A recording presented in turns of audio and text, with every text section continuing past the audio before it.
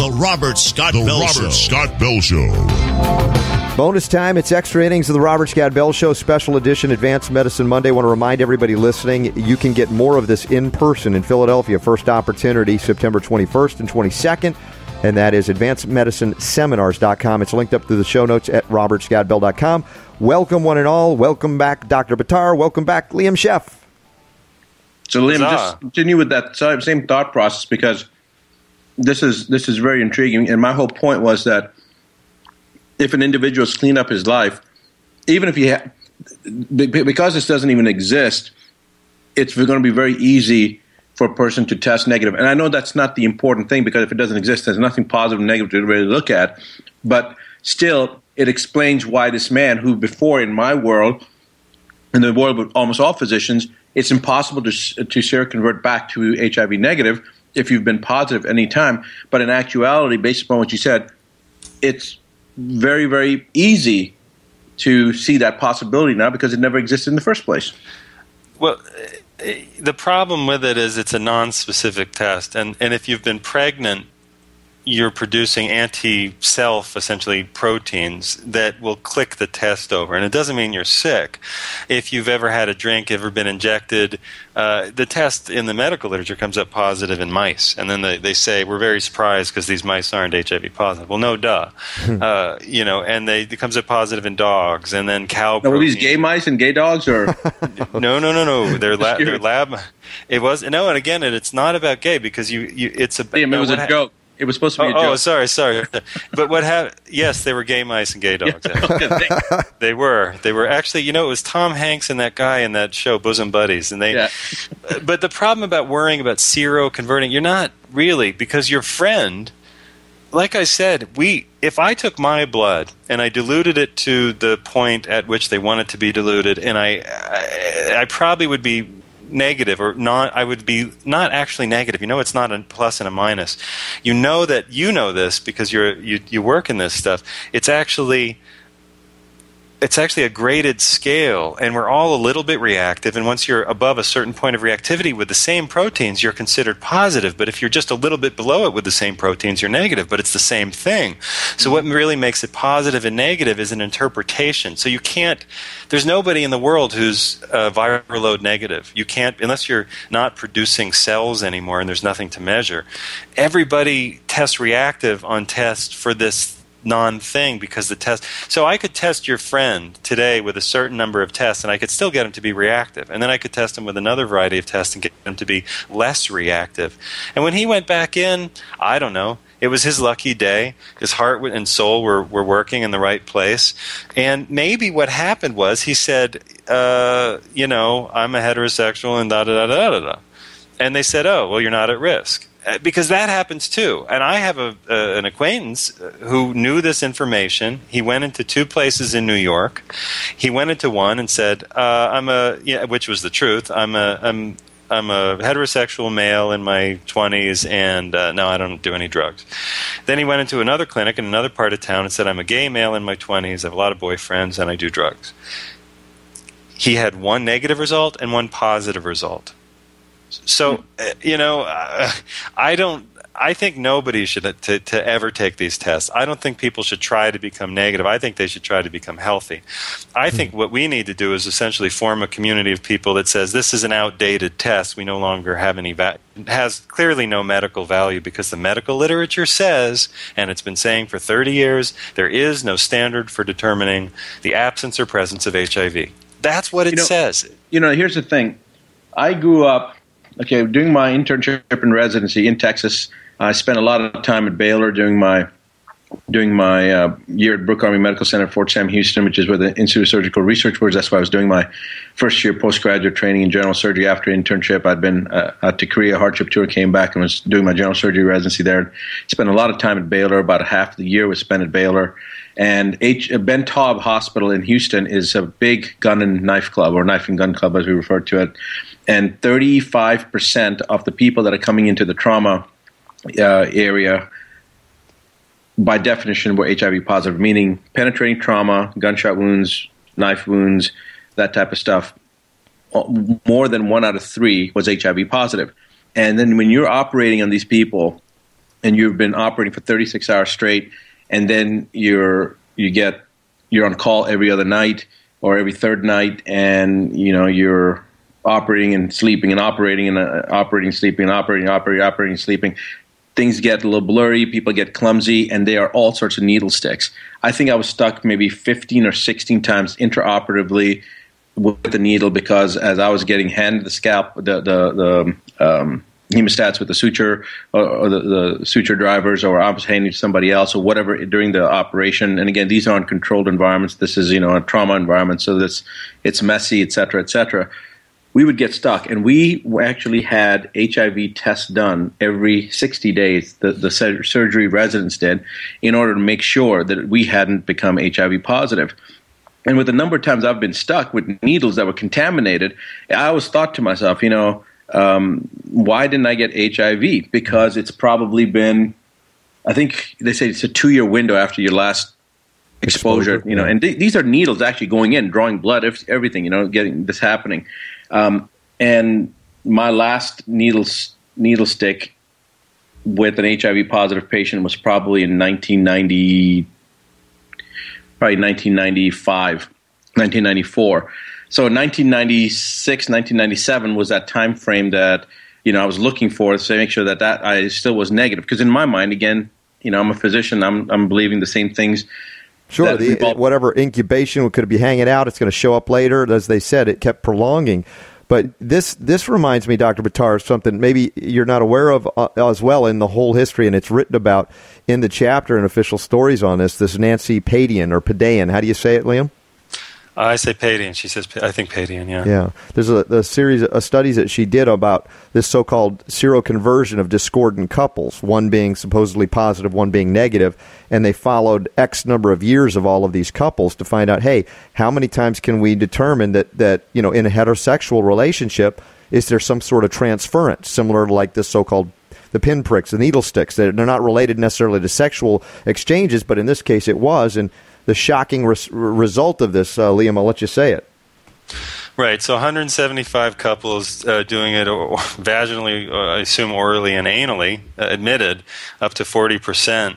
They're couples before they come into the 6-year observation study, so they were, God knows how long they were couples. 175 of them banging away at 175 so-called positives and negatives, so 350 people, if I did that right. Mm-hmm. And after all the years went by, none of them, zero was the number of the people who were negative became positive. Why? Because they kept out IV drug users. Now, I loved your description of the knife and gun club, because when you're in a knife and gun club, a lot of the people coming in are I'm just going to guess, are probably living kind of on the low-life side of things, that maybe they're poor. Oh, almost all of them are. Right, maybe in gangs, so they're going to be exposed to drugs, they're going to have poor nutrition, they're going to have all of the problems and I don't know, handicaps of poverty, which increases your antibody titer. They're also, guess what they are? They're targeted for testing. That's why their so-called status, or maybe you bring them in, they just have high antibody titers. I don't, because I never injected a drug, and I haven't had an injection of a vaccine for 2-3, I don't know, a long time. So if you avoid injections, you don't spike your antibody. If you take a lot of injections, you do a lot of drugs, if you have a porous gut, if you have a leaky gut, you have a high antibody titer, because you're leaking stuff into your bloodstream, and your body has no defense but to coat these things with antibodies, try to get them out of the body. It's not that's really a secondary immune system. Your primary immune system's in your gut, trying to keep these poisons out, flush them through the bowel. But yeah, I don't think there's been one case in history where, somebody developed AIDS because they were stuck with a needle. You can test people all day long, but the test is an artifact of a belief. The reality is that AIDS is what happens when you begin to destroy people's immune systems, which is what you do after you test the people who you say are at risk. Liam, you do it emotionally and spiritually, not just physically with this stuff. I mean, I can talk about AZT and the history and what happened, and even the milder forms of chemo that they still use, but it's an emotional and spiritual assault on these people. It is. The gay community, the number of people dying went down from, I think, 86 to 87. It was going down. It was a little above 10,000.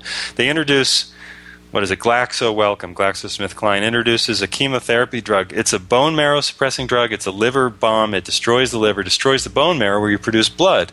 These guys are already coming in, iron weak, porous guts. They give him a bone marrow suppressing drug called AZT in 1,500, 1,600, 1,700 milligram doses, 1.5 grams a day. For this is supposed to be for life. It's chemotherapy. It's cancer chemotherapy for life. Chemical, mustard gas warfare kind of stuff. It's World War I going on in their bodies. They died. These guys died in 3 weeks or a month. Some guys died in a week. Keith Haring, according to, I'm not going to get his name right now, but according to one of the members of ACT UP, went on I think DDL, 3TC, one of the analogs to AZT, died in a week on this drug. He wasn't sick. He tested positive, was afraid, went on the drug, died. Arthur Ashe, AZT, died. So the death rate went up from about 12,500 to about 45,000 people a year by 1993, 4 and 5. And then they pulled AZT out of the market in a high dose and knocked it down to about 100 milligrams. They still give it. They still give it to pregnant women. So, the whole thing is a giant pharmaceutical mess. But if you believe the HIV, there is no test for HIV. Nobody in my mind is HIV positive. I don't even believe it is a term. I think it's if they are, it's because they either want to be or they haven't been told that the test has no value. But there are people who've been told the test has no value who want to be, and I believe it's because they feel they get benefits from it. They have a certain psychological thing going on that they feel. We have talked to people, in fact, on the show that have, for instance, gotten subsidies because they maintain that status, housing subsidies, drug subsidies, other things, and they weren't willing to give it up, so that they rejected it because there was an economic incentive to be positive. All right. So I kind of sat with a gay guy in his mid-late 50s in New York City, Babylon, New York City, where everything happens. And these guys in their 50s are living like young men in their 20s. They're going out and, finger quote in the air, partying, which means having sex with a lot of different people. That's what it means. And playing is actually another term in the gay. We're going out to play. So imagine that you're 50 and you're married and you have a wife and you just say, we're going out to play. We're going out to play. We're both going to have sex with people that we meet at the club. We may have sex with 2 or 3 people. You're going to get STDs. You're going to have problems. But beyond that, I think there's a psychological kind of unease that happens. You're like, holy crap, I'm connecting with people, but I'm not connecting, and I feel anxious. And somebody tell me I'm okay. Somebody tell me I'm okay. So you go in and you go to the confessional, which is the HIV thing, and you go and you say, well, Your Eminence or whatever, well, Father, I've sinned. I've had sex with 5 people that I don't know. Am I infected? Am I blessed, or am I cursed? And this, by the way, there are dissertations written in HIV clinical studies about how HIV testing is exactly like the old Christian confessional. You go in to a darkened place, reveal your secrets to one person, and you need to go back every 6 months. It's funny, Dr. Buttar said they somehow pushed it up to 2 years. The standard, you're supposed to know it within 6 months, which is hysterical. It's hysterical to think that you would have to wait 6 months to know if you had an STD. Let me tell you, if you've ever had one, you know immediately. Ouch. Ouch. Shouldn't have done that. Mm-hmm. It's the only one where you don't have any sign where the organs of the sexual arena exist. Yeah, it's an amazing thing. And then they say, it's 2 years later, I could still be suffering from. But doesn't that tell you that what you're suffering if you buy into that and you keep doing it for the sexual thing, you're suffering the guilt or the shame or the anxiety about maybe, I don't know, being just so unmoored and ungrounded. I'm not judging anybody because I grew up in that culture. I am not judging anybody for any kind of behavior. I'm saying that it will provoke anxiety responses, and you'll need to go get those soothed. And if you don't believe that sex is something that is important and should be protected, I'm not saying you got to get married for life. I'm just saying that it is important. It's not just recreational. It actually means something. You're going to provoke those deep anxiety centers, and you're going to need somebody to tell you that you're okay or not. And if you go to these HIV priests, they'll kill you.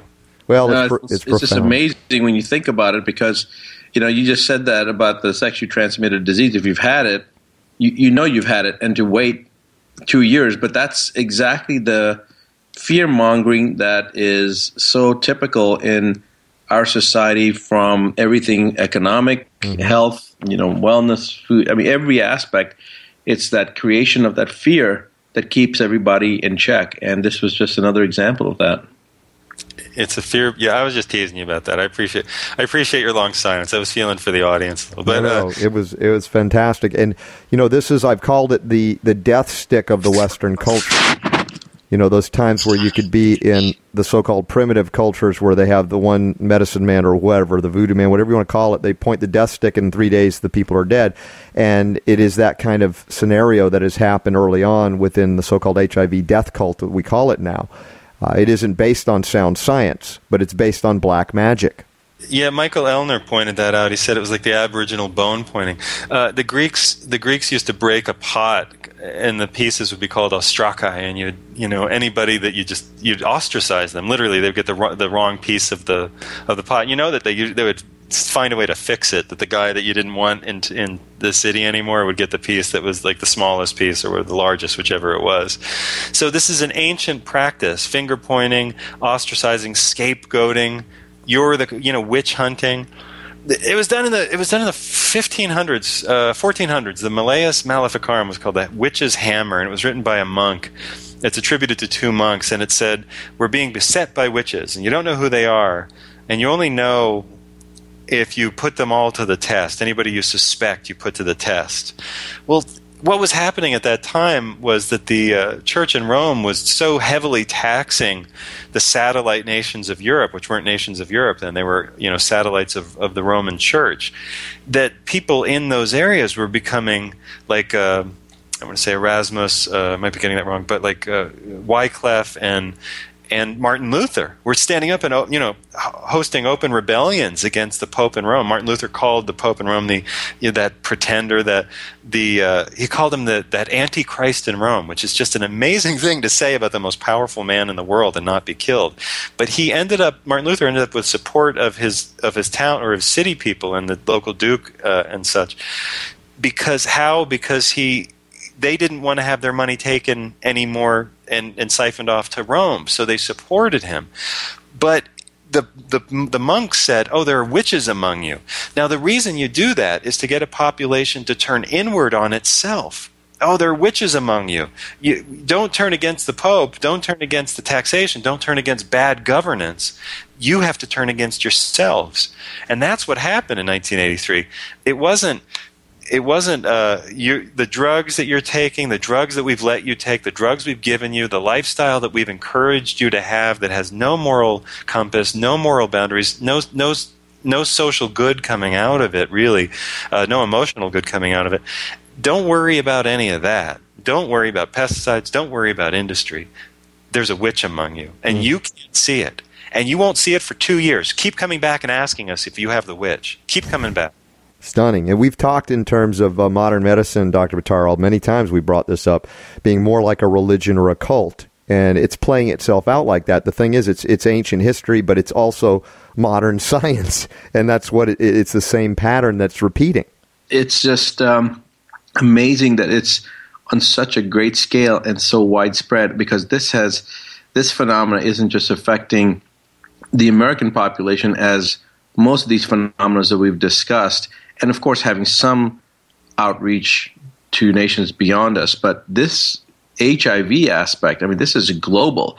And, when you start looking at it from the practical aspect that you've just drawn out, Liam, now you start understanding that those in Africa, for example, severe poverty, severe malnutrition, severe exposure to the elements and to various types of pathogens. They don't have clean water. They don't have sustainable food. In fact, half the time they don't have any food.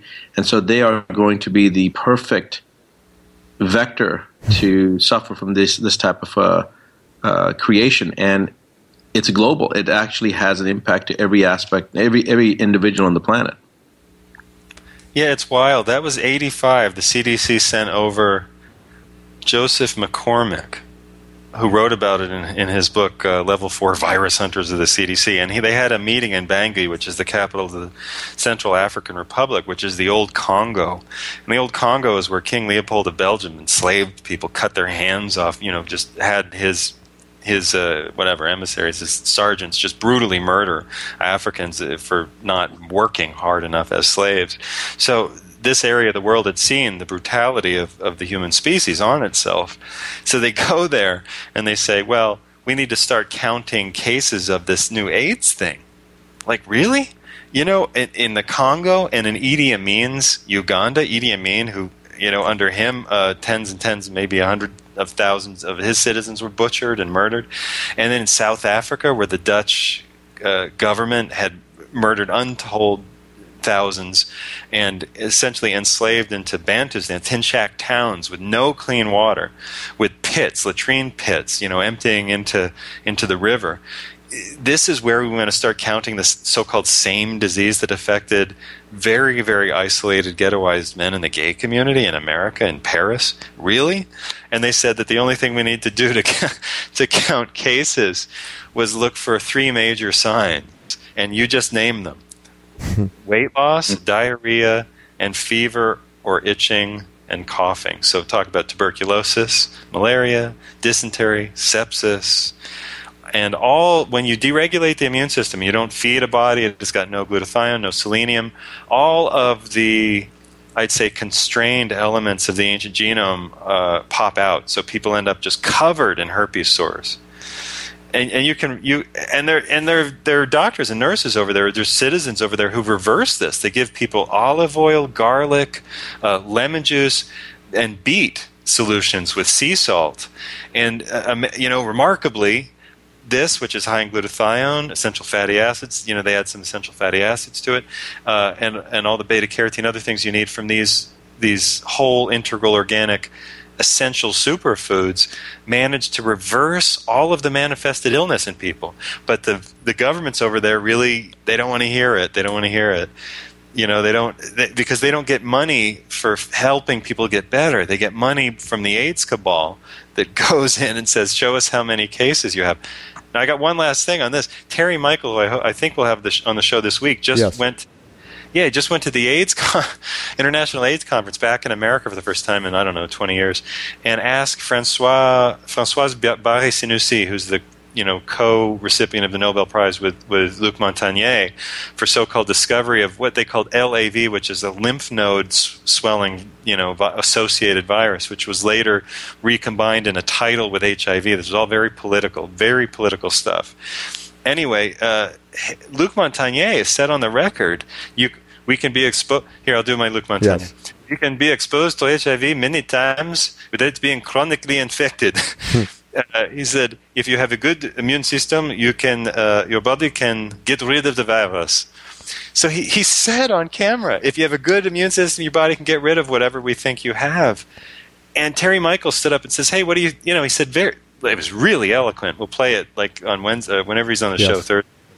He just asked it in sort of brilliant clinical terms. What do you think about your colleague, Nobel Prize winner, saying you can be? It's about the blood immunity. It's about the strength of the body to deal with what. It's not the blasted, insuperable, made-up virus. It's how well a person's own body is working. And she sort of fumbled the answer. It was sort of irrelevant what she said. It was just to ask the question in that room full of. It was stunning.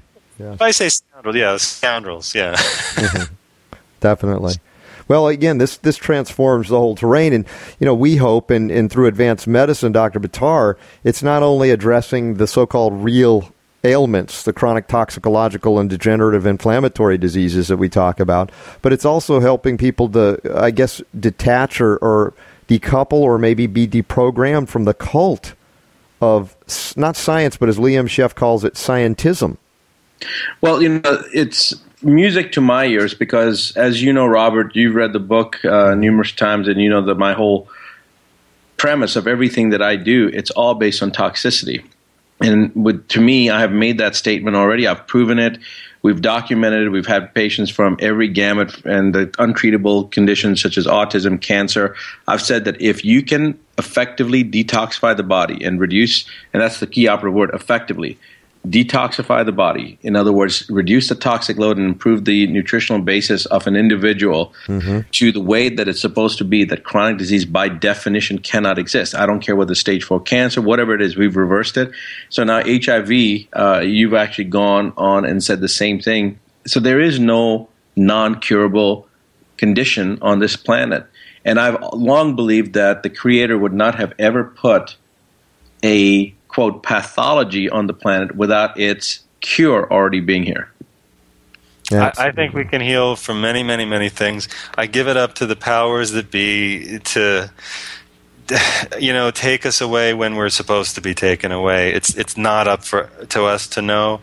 And I do look at the big plagues that happen on the planet as sort of part of the natural process of the planet. But I got to tell you, they happen quickly. Like in a couple years, you'll lose half the population of a continent. But what's happened with so-called HIV in Africa is that every country that was supposed to be gone by 1990 had doubled and then tripled population. So give me a break, This is the same old eugenics mindset that Thomas Malthus was writing about when he said those dark-skinned people are having non-Christian sex. They're having too many kids. And so Africans are rising up and coming up with naturally fermented, really, really, really healthy,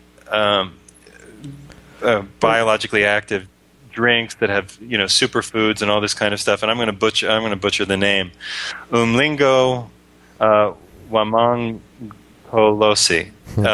It says curing AIDS by being healthy, and this is a movement going on, being sort of headed by Africans for Africans. Yes, they're taking this, and you can make it at home, and it's an incredibly healthy food product, and we would sell it here in bottles and charge $45 for the privilege of having 30-day supply. So you can make it at home too.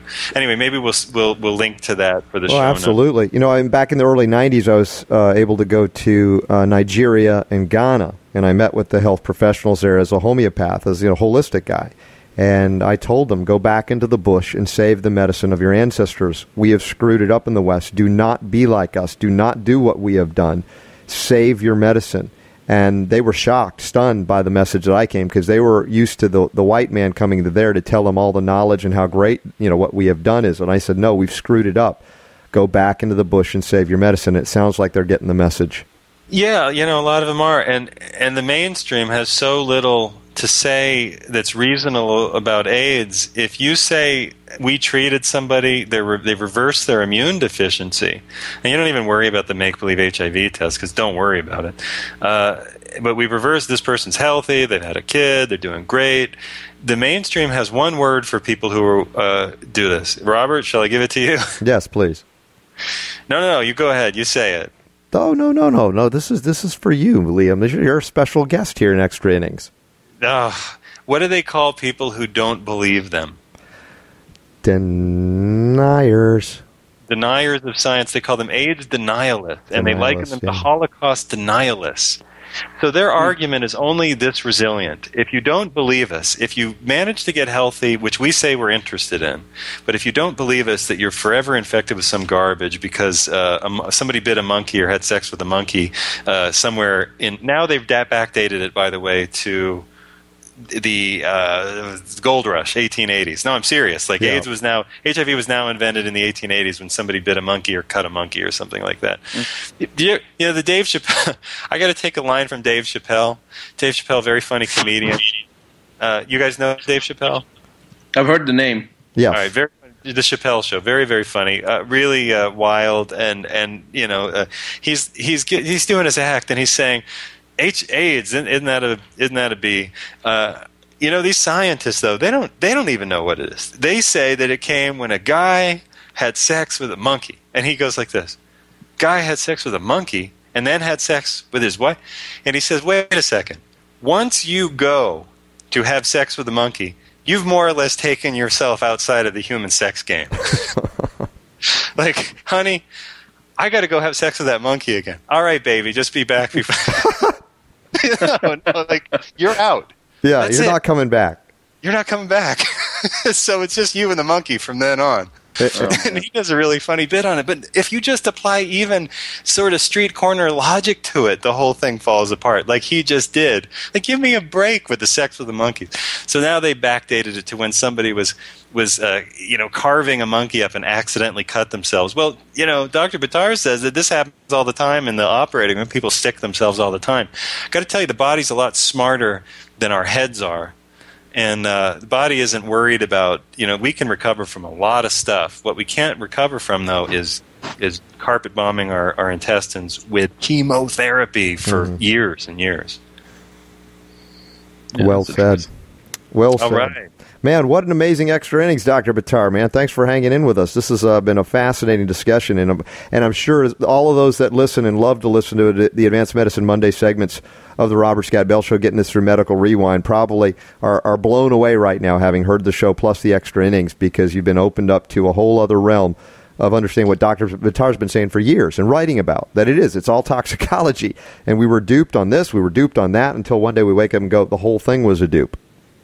Well, it is music to my ears, like I said, and I appreciate you, Liam, helping us to bring this to our audience, which is, every one of these shows. I think there's different audiences, and I know for my followers, for the people that are my listeners, and that Robert and I cater to for at least our market, our sector, the Advanced Medicine Mondays.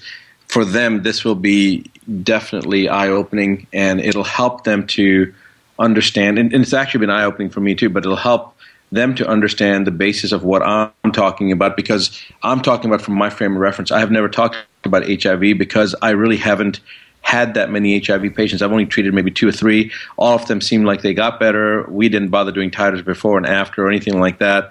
But it is common sense that if you improve the status of the body and you improve and clean up the terrain, as Robert likes to talk about the gut as being a terrain, then by definition you're going to have an improvement. It's amazing to me that a patient will walk into my office and they'll be weak and they've been on chemo and they're nauseated, they're losing their hair, and we don't even do anything for the first couple of days. We're just giving them some nutritional IVs, taking them off some of their ancillary medication that they've been put on to control some of their symptoms, and seeing if we can manage it with things that are less impeding to their physiology. And in 1 week, you see these people stronger, feeling better. They have color in their face. They're able to stand up. They're actually able to ambulate often on their own, whereas before they were in a wheelchair. And so what you're saying just takes that last little component that, I don't have any experience with, having treated only 2 or 3 patients, and validate everything that I've been doing clinically. It's like hearing the Bruce Lipton was first time. For me, I just laughed. I was driving my car.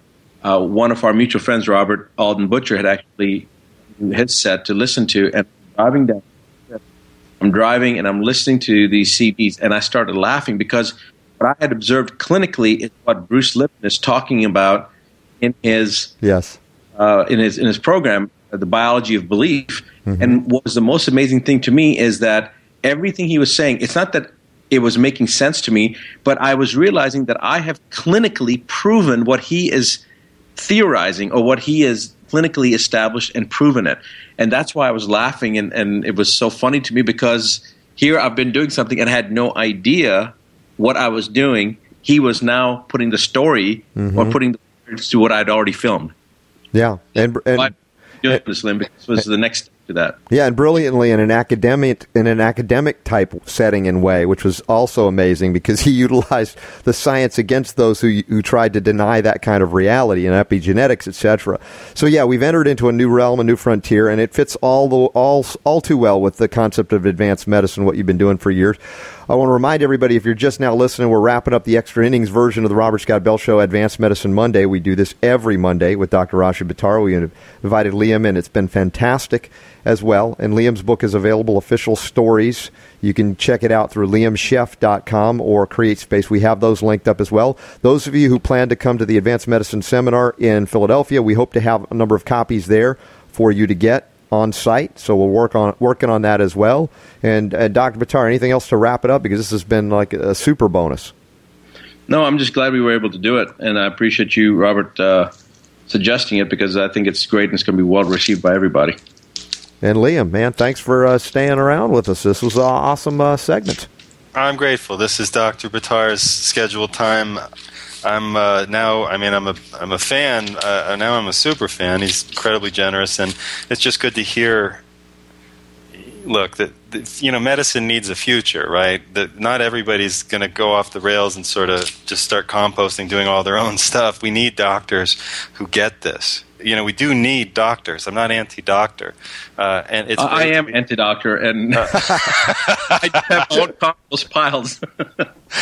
I think we need healers that we can trust who tell us the truth, and Dr. Buttar's. He's doing it. I mean, look. If I have something I'm not going to be able to solve, I'm going to give. I know who I'm calling. Well, I appreciate that. That's a strong endorsement, and to me, that's the most generous compliment. Thank you. Yes, that's okay. I mean, we have gone so far into overtime, extra innings. I don't know if the audience is still here, but they probably are, because I've been as fascinated as anything. And when we are, they are. And I appreciate you both.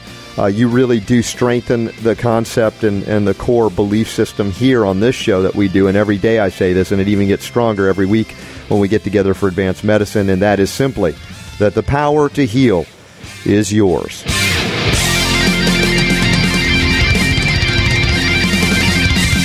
The Robert Scott Bell Show.